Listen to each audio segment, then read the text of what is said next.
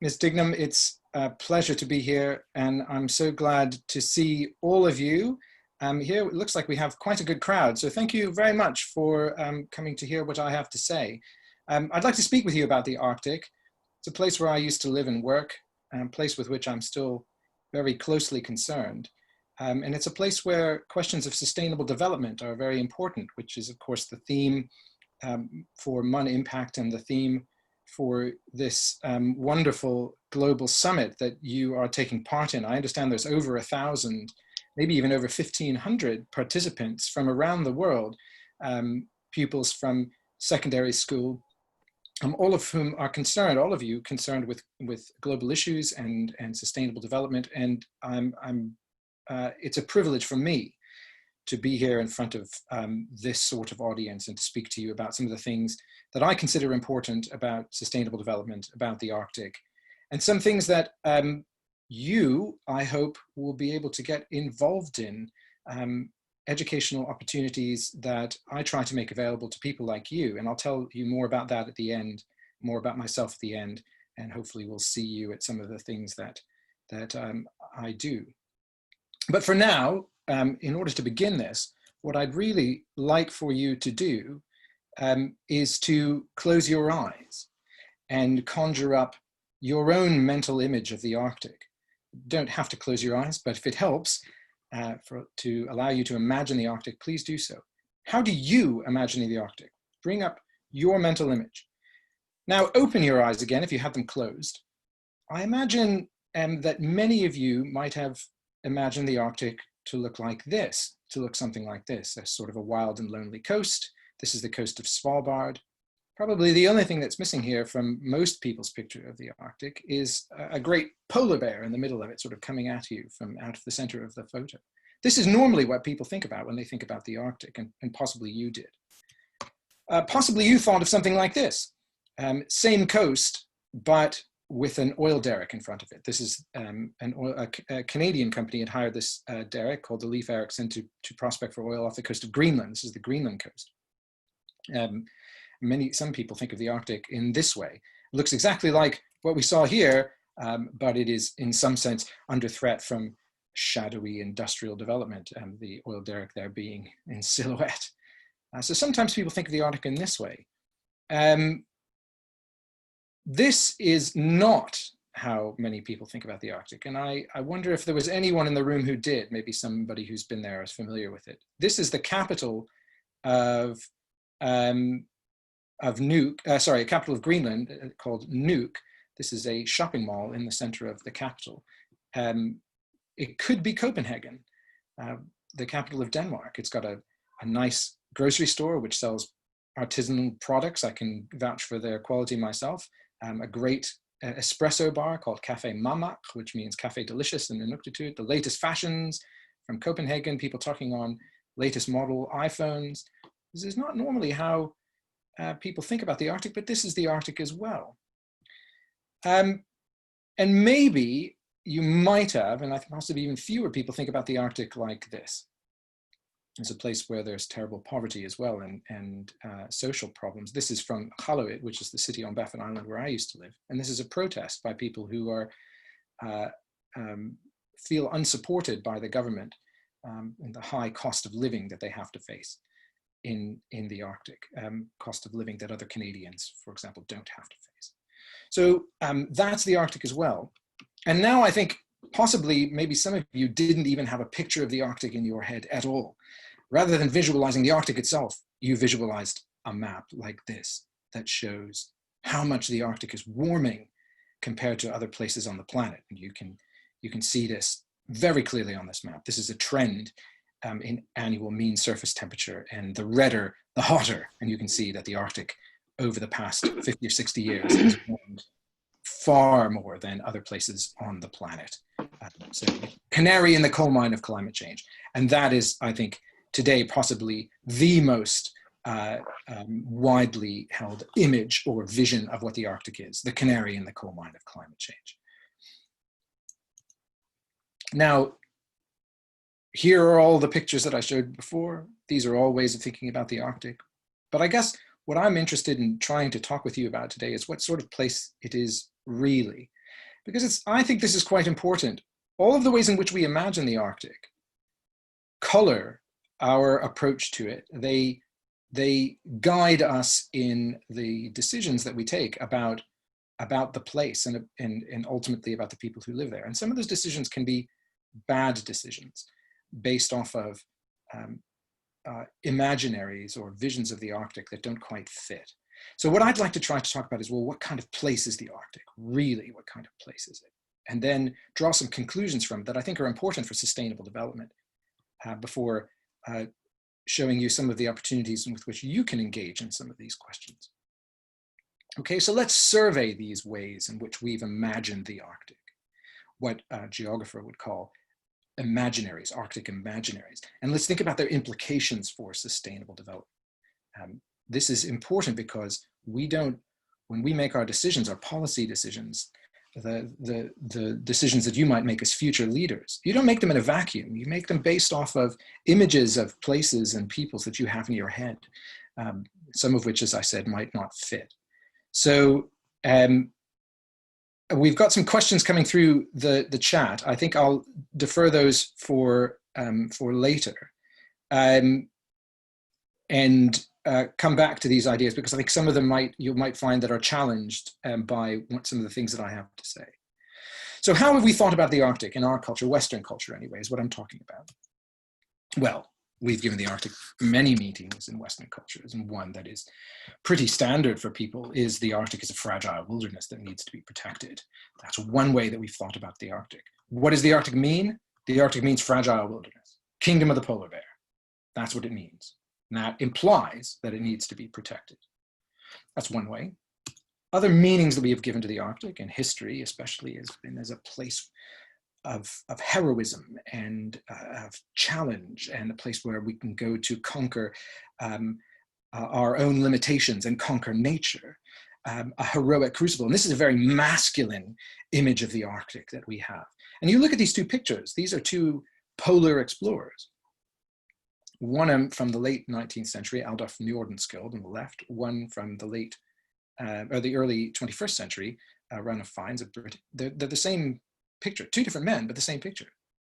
Men, and they're mostly men, staring off into the sort of the middle distance, being heroic in cold places. This is another image that we've given to the Arctic, a meaning, I should say, an image with which we see the Arctic. We also think of it as this inhospitable place, a savage place, a place where it's, people don't belong, and the people who are there, well, they're just as savage as the animals and nature, that kind of sort of cruel and harsh sort of place that is connected with the image that we had before of a place where we can go to test ourselves, but not any place where any real person would actually live. And so I think you can start to see some of the moral problems that come along with these images of the Arctic that I'm trying to kind of get you into. But this is one way that we've looked at it. That picture up in the top left is from the 19th century as well, after an expedition, the Franklin expedition, went missing in the Arctic, and that artist imagined them being eaten by polar bears who look a bit like giant ferrets, but there you go. The picture is actually hanging in a room in Royal Holloway University in London. I believe it's Royal Holloway, where they do examinations at the end of the year.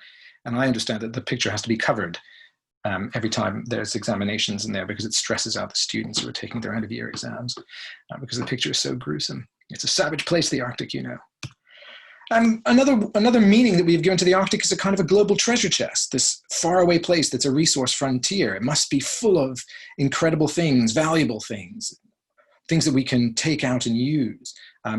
It used to be unicorn horns, right? The tusk of the narwhal. Now it's diamonds and gold and oil and gas and silver and copper and cobalt and rubies and uranium and rare earth metals, all the sorts of things that are valuable that we can dig out of the Arctic that we haven't gotten to yet. Unlike in other places of the world where we've exhausted resources, this is a part of the world where the resources have barely been touched. So it's a treasure chest, it's a resource frontier to be exploited. Another meaning that we've given to the place. And connected with that, well, if we haven't been up there exploiting it, well, that must mean that it belongs to nobody. And so another meaning that we've given to the Arctic is that it's a terra nullius, which is Latin for no man's land, which means it's this empty space, an empty place that is, it is open to being claimed and filled up by us, of course. And this is the image that goes with all the maps that you often see about, and the sort of the breathless headlines about carving up the Arctic. And who owns the Arctic? There are books with that title, for example. This is the main thing that the Arctic means. It's a claimable empty space. And because that's one potential meaning for the Arctic, another potential meaning is it's a place that people might end up fighting over. This, of course, was an image of the Arctic that was quite current during the Cold War, when the United States and Russia faced off over the Arctic, that being the shortest route for intercontinental ballistic missiles to reach each other's territory. The Arctic is a military frontier. And that's come back as relationships between Russia and the West have deteriorated. The idea of the Arctic as a treasure chest to be claimed, and well, you know, there are some people out there who are, you know, our enemies who might want to claim it, and so we've got to worry about our defenses and all that sort of thing. This is an image of the Arctic as well, a military frontier. There's another meaning we've given to the place. And finally, I think the most current meaning, the most common meaning that we've given to the Arctic today is that it's a background for a play, a morality play that we're all starring in at the moment. This is a morality play of climate change, climate disaster, and salvation and redemption. If we can save the Arctic, we can save ourselves. If we can save the Arctic from climate change, well, the Arctic is the canary in the coal mine of climate change. Therefore, we can save ourselves. It's our redemption.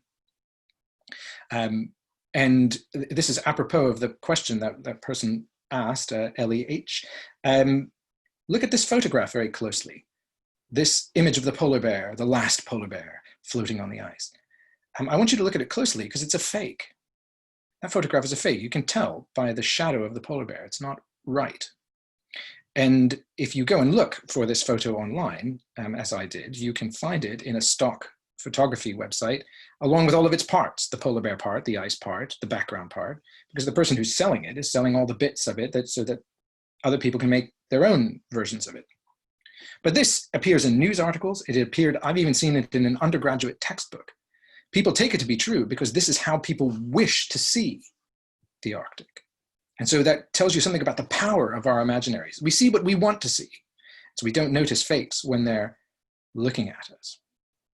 All right, so these are images that we've given the Arctic, and there's something that is common to all of them, which is important for how we then approach the place and the decisions we take about it and how those decisions impact the people who actually live there, which is that all of these imaginaries that I have shown you, these meanings that we give to the Arctic, and I've covered a lot of them, don't have people in them. They don't have people in them. Or the people who are in them are like animals. They're savage people who live a sort of hard, cruel life in a hard, cruel place. But of course, there is a different Arctic. There is a human Arctic. And this map shows you all of the different peoples who live in the north. There are many different peoples. And so perhaps we should even say there are many human Arctics, as many as there are peoples who live there with their different languages and different cultures. There is a human Arctic, and that's often forgotten. Our images that we carry around in our heads of the Arctic don't normally have people in them. And if they do, they're people who are more like animals than like people. And that's quite important. You might be surprised to learn that there are actually 4 million people who live in the Arctic. 4 million. Now that's not a huge amount compared to, let's say, the city of London or the city of New York or other major cities around the globe. Shanghai, Mumbai, all these are the places. 4 million is not even as big as those cities. But most people find it incredible that there are actually that many people in the Arctic. Well, there are. Most people realize there are some people up there, obviously, but there's, you know, very few. No, there's 4 million. A lot of them live in Russia. So those of you who are from Russia, Russians don't tend to be surprised by this because they realize that 2 million of their fellow citizens live in cities in the Arctic.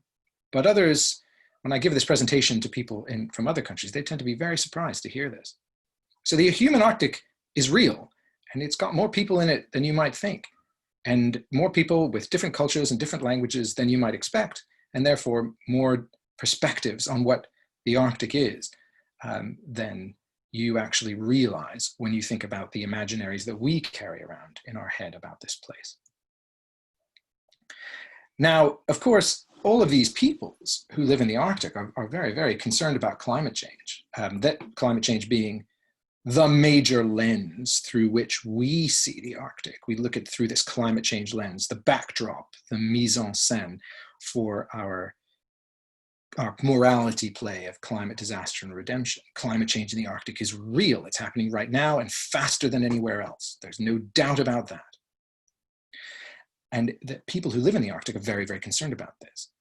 They're concerned about it because it's changing the land and that they've depended on, and the culture that is tied up with that land and tied up with an Arctic that is not melting, as it were. Okay, so the Inuit people, for example, and this is a book written by an Inuk named Shiloh Cloutier, who's a tremendous activist, indigenous activist. She goes so far as to make the argument that climate change is infringing on the human rights of indigenous people. They have a right to be cold because their culture depends on the ice and the snow and a particular climate. It's an existential problem for them, because if Inuit culture requires this kind of climate to be Inuit culture, well then if that climate disappears, then Inuit culture is at risk. Traditional livelihoods are at risk. And even modern livelihoods are at risk because of course, as we all know, permafrost melting and the changing climate and increased storms and all the rest of it bring dangers for the infrastructure that exists in villages and cities and towns all over the Arctic, the circumpolar Arctic, from Canada, where Shiloh Cloutier lives, all the way around to Alaska and Russia and Scandinavia, all of these places.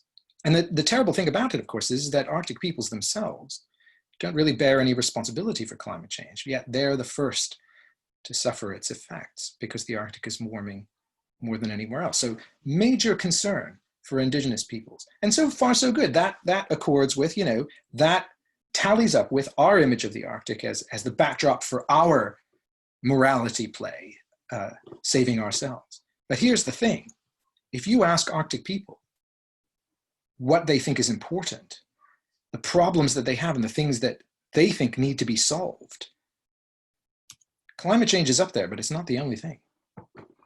They're concerned about climate change, but they're not necessarily concerned about it more than other things, like human security and economic development, healthcare, good education, better infrastructure.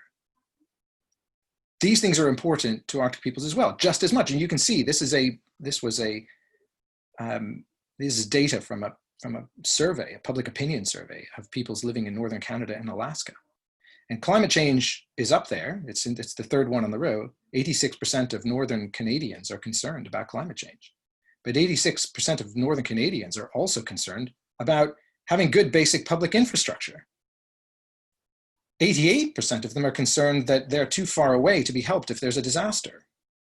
Okay, 73% of them are concerned about preserving traditional culture, and that number is higher if you include only indigenous people. And these are the things that they worry about alongside of climate change. So when it comes to sustainable development in the Arctic isn't just possible from the point of view of Arctic peoples, it's necessary.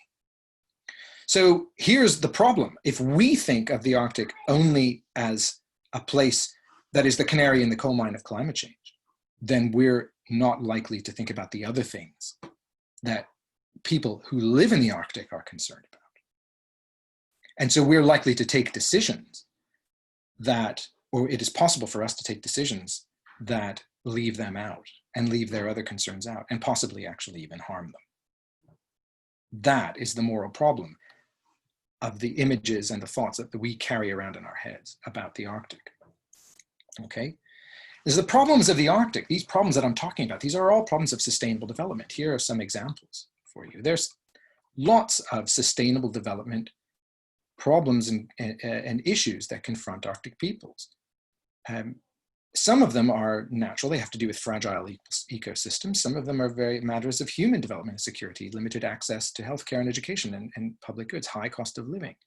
Rapid climate change, yes, but also constrained connectivity, digital and physical connectivity. High pollutant concentrations, yes, but also poor community infrastructure, narrowly based local economies. There are social questions as well as environmental questions. And this is something that people don't think about, because we tend to think about the Arctic merely as an environment, not as a homeland. And that's the thing that I want to draw your attention to. Okay, so as a result of this, we have in the past ignored or even contributed to the problems, ignored the problems or even contributed to the problems faced by Arctic peoples. And sometimes this has had tragic results. And I give 3 examples here. There are many examples I could give. In Canada, Inuit were relocated up into the high Arctic from parts of northern Quebec because the Canadian government was worried that parts of the high Arctic weren't populated and therefore Canada didn't have a good claim to them. So they relocated Inuit up there because, hey, you know, it's the Arctic is the Arctic is the Arctic, and Inuit people could live anywhere, and they all live like a bit like animals anyway, right? Well, of course, that part of the Arctic where they were relocated very high up was quite different. The environment was quite different, and people did starve. And this has been a tragedy that has been exposed, and it is a stain on the government of Canada and its treatment of Inuit peoples. And this is because of the way people thought about the Arctic. In Russia, over 224, I think, nuclear bombs were detonated on Novaya Zemlya, which was an uninhabited island until the Russians moved some people onto it in order to make their claim better. Nenets people, I believe. Then the Nenets people were relocated off of it so that it could be blown up, including, I think, the largest above ground nuclear test of all time took place there. And why not? Because, hey, isn't this, in a sense, a desolate wasteland, a harsh climate where nobody lives? Why not?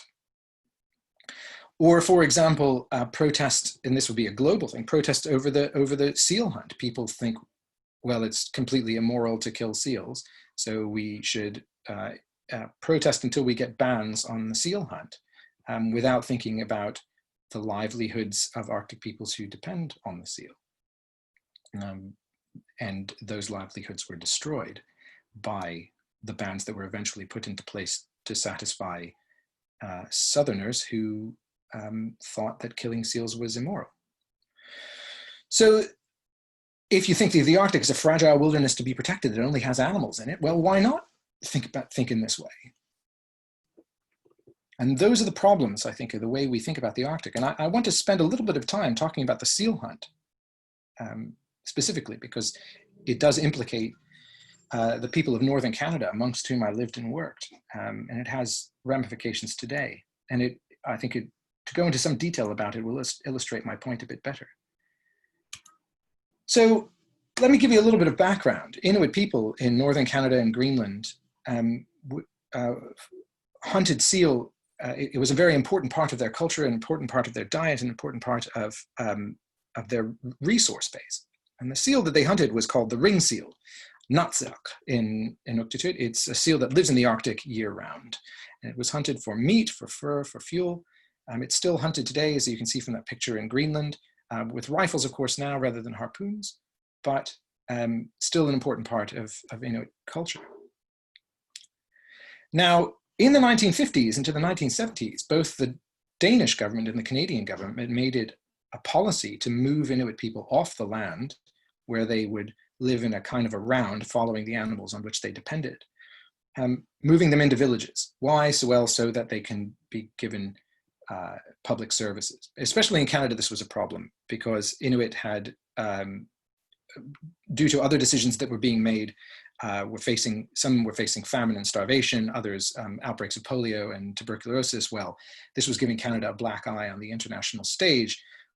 We need to, give them healthcare and all the rest of it, but how can we do this? We have to follow people around on the land. We'll put them into villages. So this was a government policy to put Inuit into villages, especially in Canada, but also in Greenland. And this separated the Inuit from their animals.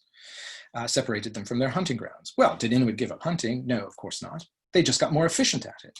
And getting more efficient at it required using modern kit. If you were going to go out and hunt, you better be successful if it takes you a long time to get to a place. So you're going to need a snowmobile or a motorboat rather than walking or by dog sled. You're going to need a rifle rather than a bow and arrow because it's more efficient. These sorts of technologies were adopted, and that didn't mean that Inuit culture was being lost. It just meant that Inuit culture was adapting to its new circumstances. So Inuit culture now involved this modern kit. But the thing, of course, is that if you're firing bullets and putting petrol into your snowmobile and all the rest of it, you need some money in order to buy the equipment that you needed now to live your traditional life. So in order to live the traditional life, you needed money. How were you going to square that circle? Well, fortunately for Inuit people, at the time that Inuit people were being moved into villages, the Norwegians, who like Canadians and like Russians at the time, hunted seals for their fur, like Inuit for their fur, but not so much for the meat and obviously for fuel as the Inuit did. The Norwegians invented a process for tanning seal pelts so that they could be more easily used in the fur industry. And this made, because seal pelt is extremely beautiful, if you've never seen it, it does blow you away. It raised the demand for seal of all type to be used in the fur industry, including the ring seal that the Inuits were hunting. Now, of course, the Inuit were hunting seal and eating seal and making clothing out of the seal fur, including the waterproof boots for which the kamig, for which the Inuit are famous. But not all of the pelts were necessary for making clothing. They could be sold on the market now for the money to buy the petrol and the snowmobile and the bullets in order to continue living a traditional life. So it was a win for everyone until, I think I've actually explained this slide. You can sell the seal pelts, make money in a traditional hunt. So this was a win for everybody until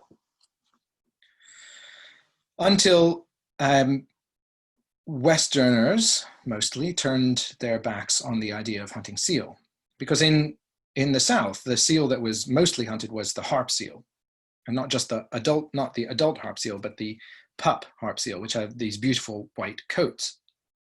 They're called white coats, the pup of the harp seals. These were not hunted by Inuit. The harp seal whelp, or they give birth to their pups on the ice fronts much further south, the north of Newfoundland, north of Norway, around Svalbard, and in the White Sea in Russia. So they were hunted by Newfoundlanders from Canada, by Norwegians mostly, and Russians in these places, not by Inuit. Although some adult harp seal do go up to the Arctic in the summertime. And this was considered completely cruel and immoral, to be hunting these pups for their fur. And celebrities like Brigitte Bardot, the famous French actress, who you see here cuddling a harp seal, went out onto the ice to raise awareness of this issue. Because the idea of killing these seals to get their fur was considered to be immoral and inhumane. And I mean, it was pretty bloody, it has to be said. It seemed cruel, it seemed repellent. The Norwegians had invented this bludgeon called a Hakka Pig for bludgeoning the harp seal. You spring it down on the skull of the harp seal. Death is instantaneous, of course, but it does look rather dramatic. And because these seals were being butchered on the ice, red blood, white ice really stands out. So the whole thing looked rather cruel, looked rather repellent. And it didn't have anything to do with it had very little to do with whether the seal was endangered, which it wasn't.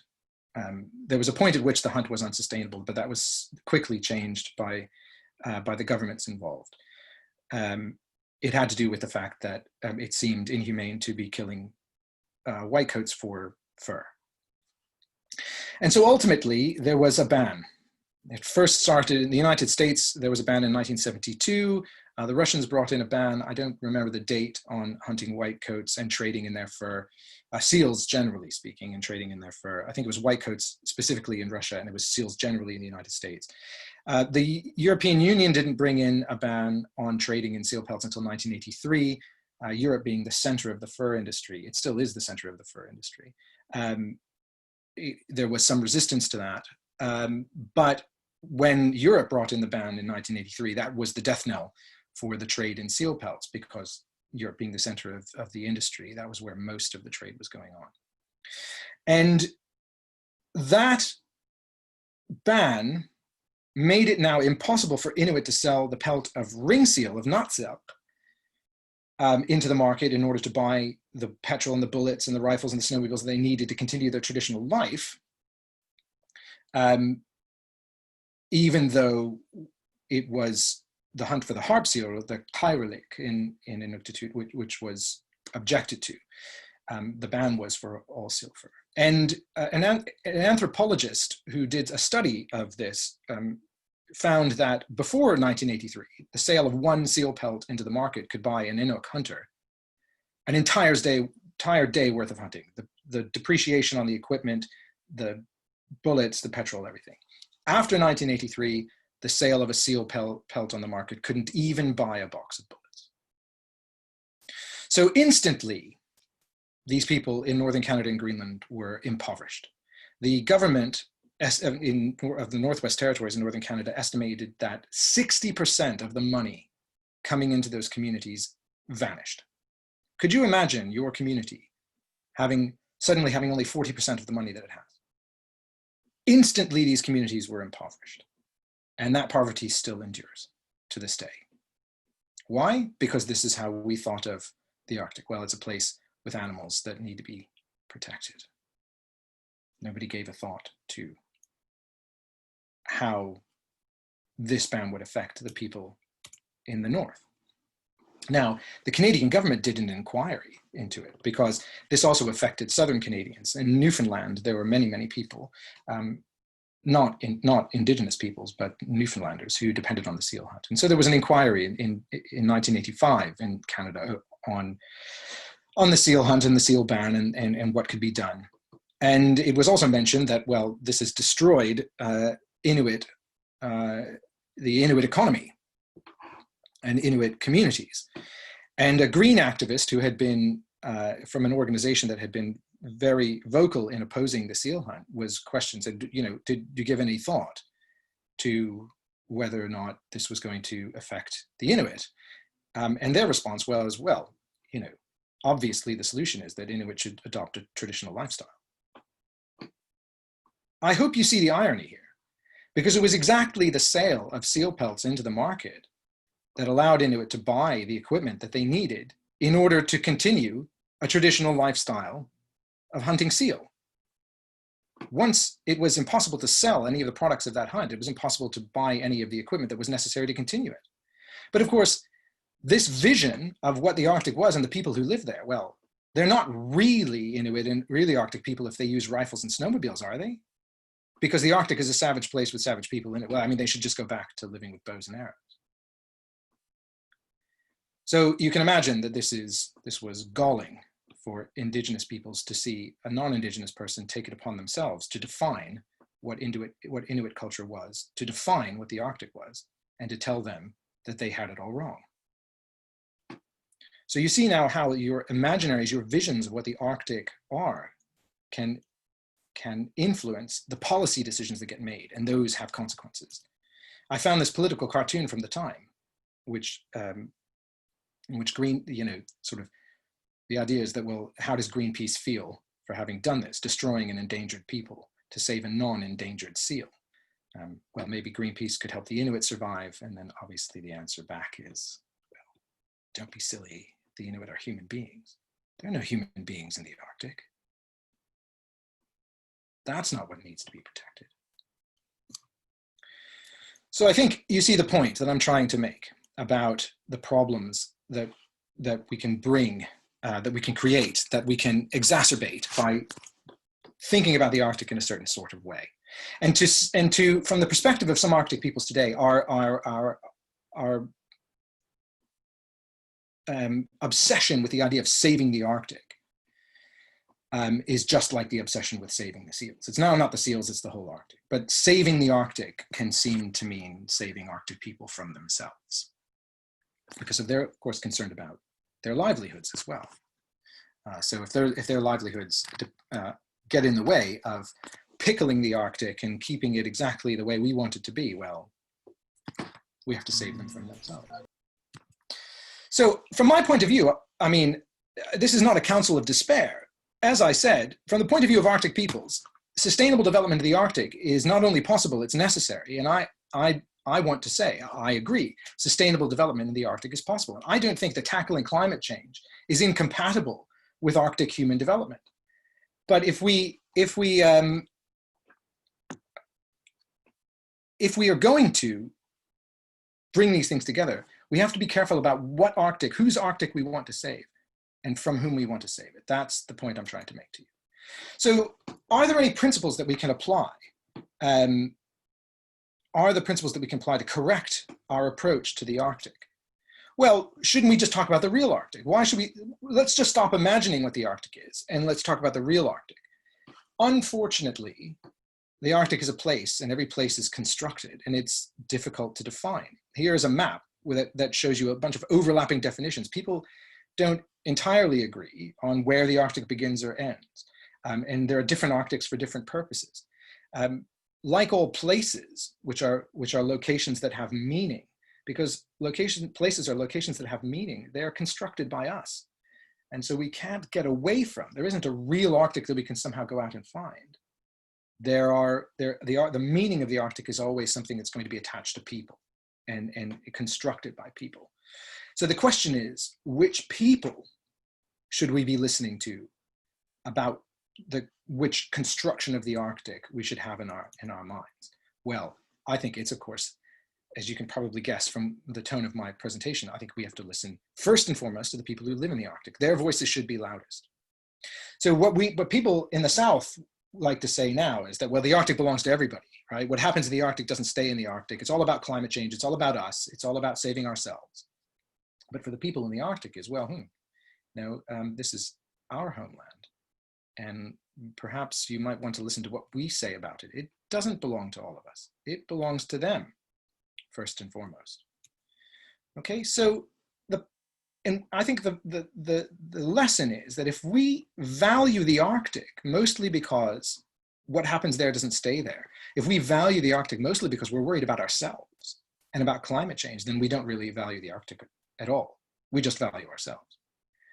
We don't see the Arctic as a home where life and livelihood matters. So if you're going to go around and say, save the Arctic, right? Save the Arctic. Don't wave a flag that just says save the Arctic.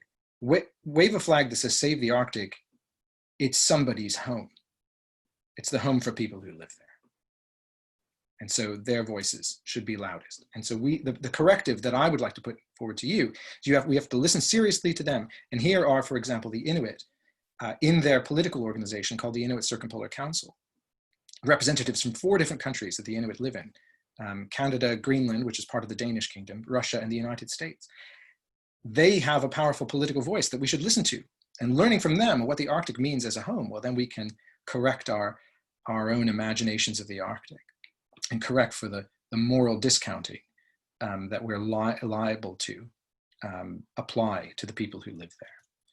Okay, and that is happening. It's an ongoing process, but since 1996, there's an international organization called the Arctic Council, where all of the states that have territory in the Arctic, there are 8 of them, you can see them on the left, get together with the 6 indigenous organizations, including the Inuit, but also the Athabascans, Arctic Athabascans, the Aleut, the Gwich'in, the many peoples of the Russian North, and the Sami, Inuit, the indigenous groups living in the Arctic, to sit down and talk about the problems that are facing the Arctic. And they talk about them in 6 working groups. And I want you to look at the end. The last working group is the Sustainable Development Working Group. That's what SDWG stands for. Sustainable development in the Arctic is something that Arctic peoples care about very deeply, alongside of climate change. And so we need to care about it very deeply as well, because they do. We need to care about basic infrastructure in the Arctic, accessibility in the Arctic, broadband connectivity in the Arctic, education in the Arctic, healthcare in the Arctic, economic opportunity in the Arctic, industry in the Arctic. These things are things that they care about as well. So we should care about them. That's the point I'm trying to make to you. Okay, and the Arctic Council is unique in this. It's unique in involving indigenous peoples at the highest levels. It's not just states that are part of the Arctic Council, but peoples as well. And that makes the Arctic Council unique amongst international organizations. The other thing that makes it unique is that they take all of the decisions by consensus. There is no majority vote. You can't vote down the indigenous peoples. You have to listen to what they're saying. Okay, the Arctic Council spirit is to bring everybody together and to make a unanimous decision. So this is the problems that these are the problems that the Arctic faces. This is the problem that our visions of the Arctic bring, that we exacerbate, and we help contribute to the problems that the Arctic are facing. And this is, and by listening to people who are in the Arctic, perhaps we can cut through that. Now, what can you do as secondary school kids? Well, you can get involved in Model Arctic Council. That's how you can be involved in the human Arctic and learn more about the human Arctic. That's one good way. So that's something that I run. Mrs. Dignam mentioned that before. I run Model Arctic Councils, which are like Model United Nations, but simulate the work of the Arctic Council. I run the world's only Model Arctic Councils for secondary schools. I also run some for university, but the ones for secondary school, these are the only ones that exist in the world. So I warmly invite you to take part. There's one in Spain at Colegio Ayalde, and there are two in the UK at Norwich School in Norwich and Wickham Abbey outside of London. And I'm working now on an online Model Arctic Council for secondary schools, which I hope to be able to invite you to as well. And I try to make these, just like in Model UN, as realistic as possible. There's one of our senior officials meetings from 2019. I think somebody who was part of NORMAC in 2019 is actually on the call because Charlotte S. mentioned that. And there's the Senior Arctic Official meeting, The Real Thing, in November 2018. So as you can see, we try to make it realistic and very much an opportunity to learn about the Arctic. Okay, so I mean, I won't go through this in detail. This is being recorded, so if you're very interested in this, please come back and read the slides in detail. I think the point I'm trying to make is that we go through all of the different stages of a real Arctic Council, cycle of Arctic Council meeting, everything from the working groups, where the initial work gets done, to the ministerial, where the politicians come together and make decisions. And over a couple or 3 days, they usually last 2 or 3 days, the conferences, we simulate this full cycle of meetings. So you get the full experience. And the great thing about it is it offers you something different, especially than Thyman style Model United Nations. It's more like UN for MUN, although it's still even a bit different, because the emphasis is on consensus. Remember, the Arctic Council doesn't take any decision unless everybody agrees. So there is no voting in Model Arctic Council. So the challenge for you as delegates is to influence people, to get everybody around, to facilitate an agreement, bring states and peoples together, and facilitate a unanimous agreement. This is a real diplomatic challenge. So if you're up for a real different style of model diplomacy with a different challenge, then Model Arctic Council's for you. And these are the things that make it different: consensus, collaboration, the involvement of indigenous peoples. If you want to learn more about indigenous peoples and indigeneity, Model Arctic Council's for you. And of course, the focus on the Arctic, which is a fast changing and fascinating region of the planet, one of the most important regions on the planet today. And you can explore that and get involved in the human Arctic, because some delegates represent indigenous peoples, not just states. So you can really get involved in the human Arctic, sustainable development of the Arctic through the Model Arctic Council. And people seem to like it, right? I've got a lot of good testimonials about it. People seem to like it and want to do it again. I've had delegates coming back for 3 straight years to do Model Arctic Council, more. So I invite you to come experience MAC for yourself. There will be opportunities. And, you know, if you want to know a little bit more about me and why I was doing this, this is me. I teach at Trent University in Canada, at Norwich School in the UK. I used to live and work in the Arctic. For me, the Arctic is a homeland, and my passion is introducing this place. So I hope to meet you one day. Here are my coordinates. So if you'd like to stay in touch or be informed about developments, send me an email and tell me you'd like to be on the distribution list. So thank you very much for listening. I hope that was helpful. I know we have some questions, and I'm wondering if we have some time for these questions, or where we're at. If the admins could let me know what we've got left. We really. I'm sorry.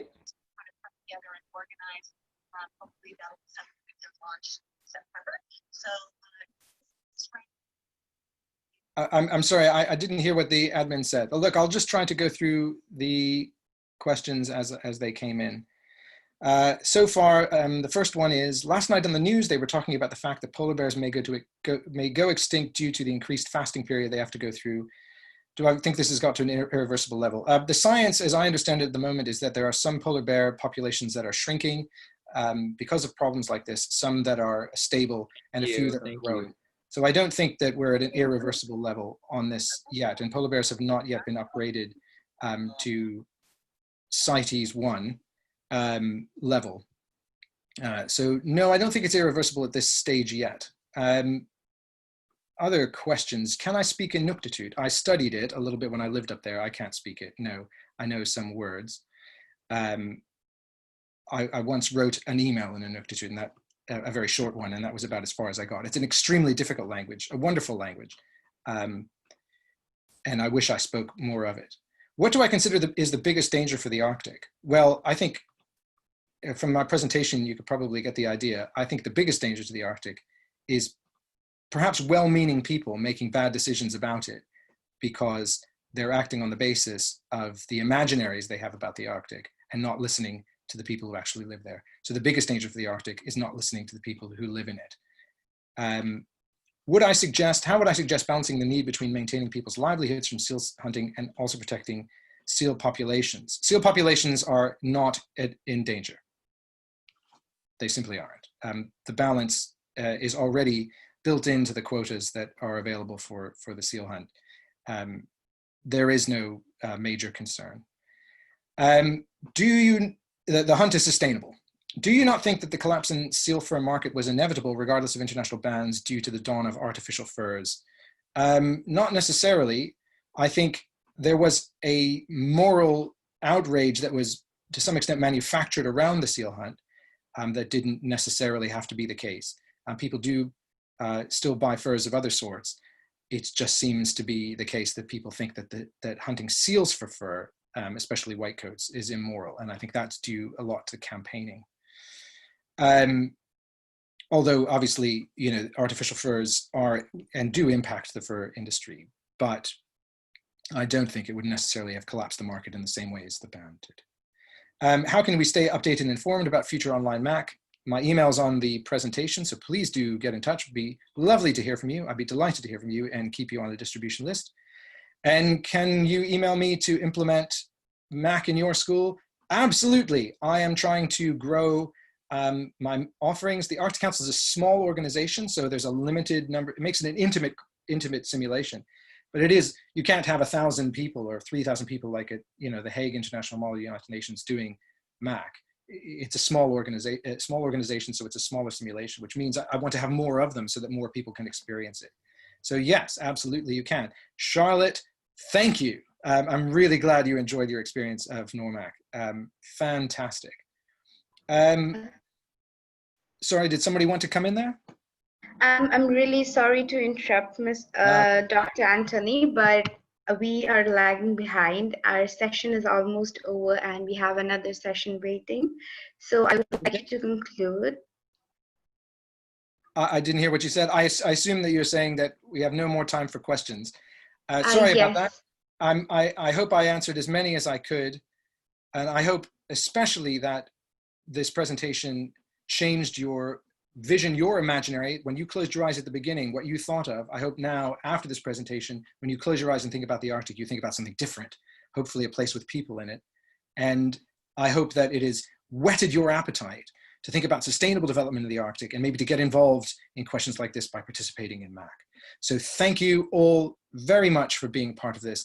It's a privilege to be able to address you, and I wish you a most enjoyable conference or summit that you're having. Thank you very much again. Thank you so much, Dr. Anthony, for this wonderful presentation. And thank you to all the participants of this session. And now we finally conclude our session and hope to see you guys during the next sessions. Thank you so much. Thank you. Bye-bye. Thank you, Tara. Bye.